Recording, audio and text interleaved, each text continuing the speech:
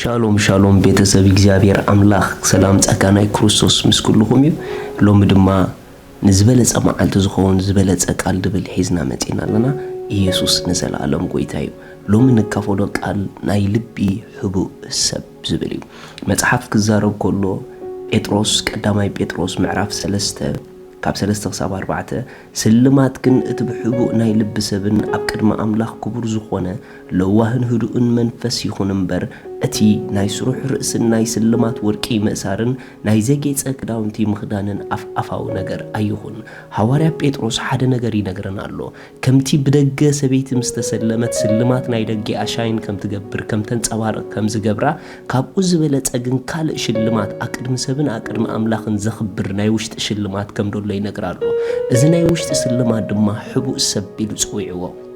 እዚ ህይወት እዚ ድተሰለመ ህይወት እዩ እዚ ህይወት እዚ ኣቅድሚ እግዚአብሔርን ኣቅድሚ ሰብን ኣዝዩ ክቡር ህይወት እዩ እዚ ህይወት እዚ ክግለጽ ከሎ በአምላኽ ድተሰለመን ክብሪ ዝመልኦን ህይወት እዩ እዚ ህይወት እዚ ድማ ንጎይታና ኢየሱስ ክርስቶስ ምስተቀበልና ነብስ ወከፍና ዳግም ዝተወለድናሉ ናይ መንፈስ ህይወትና እዩ እዚ ህይወት እዚ ስልማትና እዩ ስልማትና ንምንታይ ገይርዎ እንድሕሪልኩምኒ ኣዝዩ ብክብሪ ዘንጸባረቐ ህይወት እዩ ውሽጥና ዘለና ከምቲ ስልማት ኣዝዩ ዘግንነካ ዘጸበቐካ ዘመልክዐልካ ልክዕ ከምኡ ድማ ኣቅድሚ እግዚአብሔር ነብስ ወከፍና ደቁ በትሱ ዝሃበና ናይ ልቢ ሕቡእ ሰብ ኣዚና ክቡራት ኢና ምኽንያቱ መጽሓፍ ቅዱስ ስለቲ ናይ ልቢ ሕቡእ ሰብ ክዛረብ ከሎ